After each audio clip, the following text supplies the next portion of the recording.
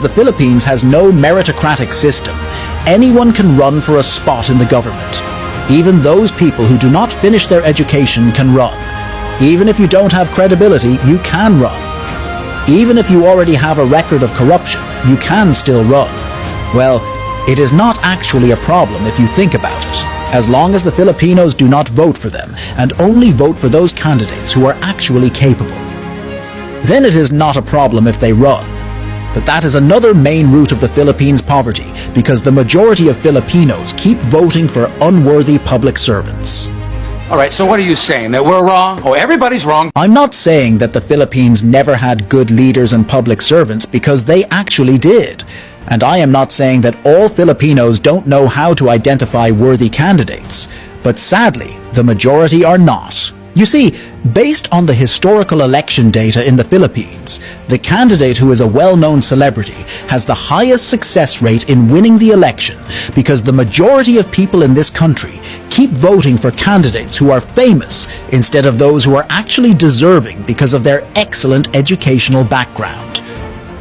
In other words, the majority of people are obsessed with putting celebrities in office. But that's not the worst. The worst thing is that they keep voting for the same person or the same family to become their public officials. Yes, I am talking about the political dynasties that have been happening in the Philippines for centuries. If you're going to review the history of the Philippines, you will notice that many powerful families have already been elected to office, generation by generation. From the president down to barangay officials, political dynasty is noticeable in this country.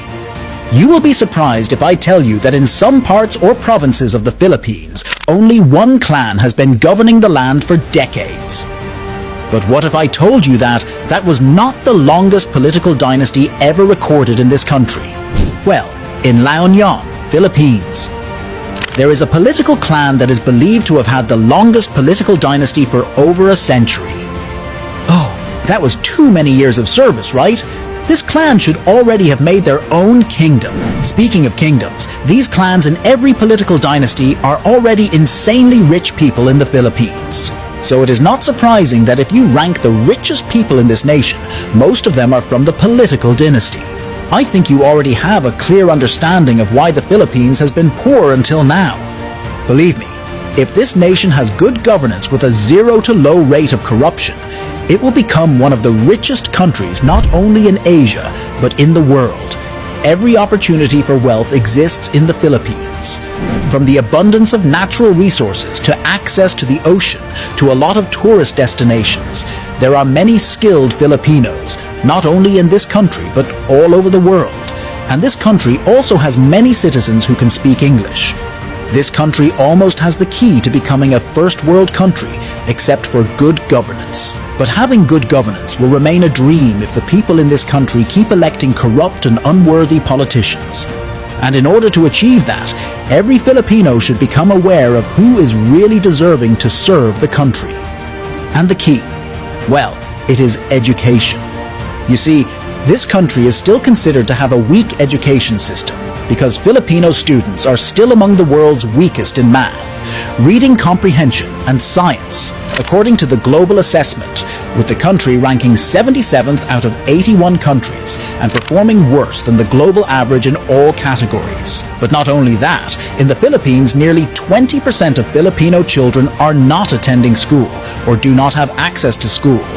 And that is one of the big reasons why the majority of Filipinos can be easily fooled by the propaganda of corrupt politicians and political dynasties.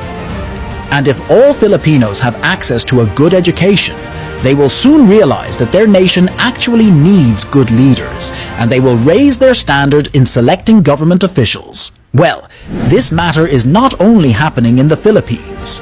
Corruption and bad governance are also happening in all poor countries around the world. But one thing you can notice in every rich country is that they prioritize the education of the next generation over anything else. And if the Philippines do that as well, perhaps someday this country will become one of the rich countries in Southeast Asia.